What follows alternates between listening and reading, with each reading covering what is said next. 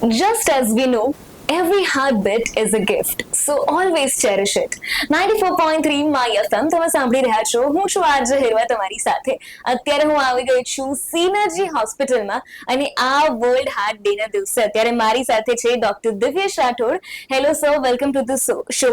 અને સાથે જ દિવ્યેશ રાઠોડ સર જે છે એ કાર્ડિયોથોરેસિક અને વેસ્ક્યુલર સર્જન છે એન્ડ ઓલ્સો એ એક હાર્ટ ટ્રાન્સપ્લાન્ટ સર્જન પણ છે. સર, ફર્સ્ટ ઓફ ઓલ આ હાર્ટ ડે નિમિત્તે એક નાનો એવો મેસેજ આપણા બધા જ લિસનર્સને તમે આપો. હેલો ઓલ શ્રોતાઓ, સિનર્જી હોસ્પિટલ અને 94.3 FM તરફથી હું તમારું બધાનું સ્વાગત કરું છું. સૌ પ્રથમ તો એક જ મેસેજ આપવાનો રહીએ, યુઝ હાર્ટ ફોર એક્શન, જે આ વર્લ્ડ હાર્ટ ડે ની થીમ છે.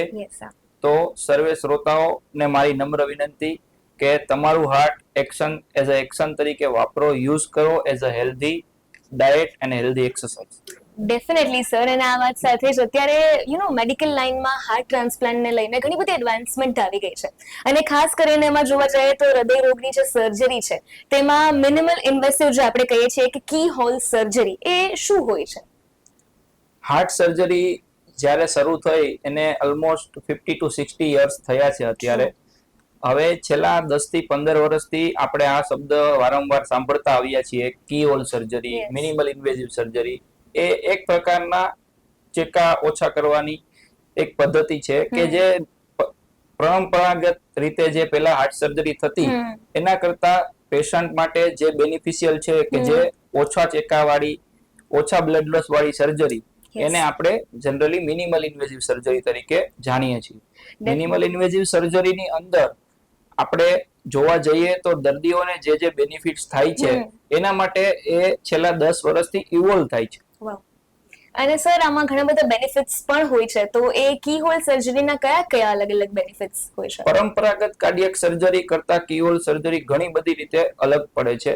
કારણ કે પરંપરાગત કાર્ડિયક સર્જરી આપણે બ્રેસ્ટ બોન એટલે કે સ્ટર્નમ કટ કરીને થતી સર્જરી છે, જ્યારે મિનિમલ ઇન્વેઝિવ સર્જરીની અંદર આપણે બે રીબની વચ્ચેથી એપ્રોક્સિમેટલી 5 થી 6 સેન્ટીમીટરના કાપાથી આપણે આખું ઓપરેશન પૂરું કરીએ છીએ. તો એ દરમિયાન દર્દીઓને બ્લડ લોસ ઓછો થાય છે, હાડકું કટ કરવું નથી પડતું, એના માટે રિકવરી જલ્દી આવે છે, દર્દીનો ઘા ઝડપથી રૂજાય એટલે દર્દીનો કોન્ફિડન્સ પણ ઝડપથી આવે છે, પ્લસ હોસ્પિટલની અંદર એડમિશન ના ડેઝ પણ ઘટી જાય છે.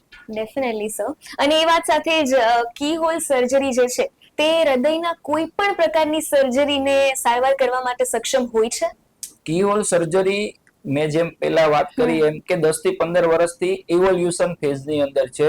અત્યારે આપણે એની અંદર બાયપાસ સર્જરી, વાલ્વ સર્જરી, નાના બાળકોના હૃદયના કાણાના રિપેર અને વાલ્વ રિપેર સર્જરી, એ બધી સર્જરી આપણે એની અંદર અત્યારે કરી રહ્યા છીએ. આગળ જતા ધીમે ધીમે એમાં પણ ઇવોલ્યુશન આવશે અને કોમ્પ્લેક્સ કાર્ડિયક સર્જરી પણ એની અંદર થઈ શકશે. Yes sir. અને સાથે જ શું આ રાજકોટમાં અને આપણા સિનર્જી હોસ્પિટલમાં શક્ય છે?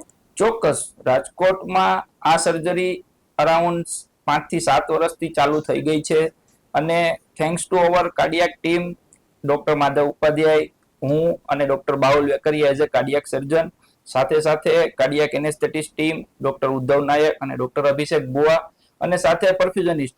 It is all about team work.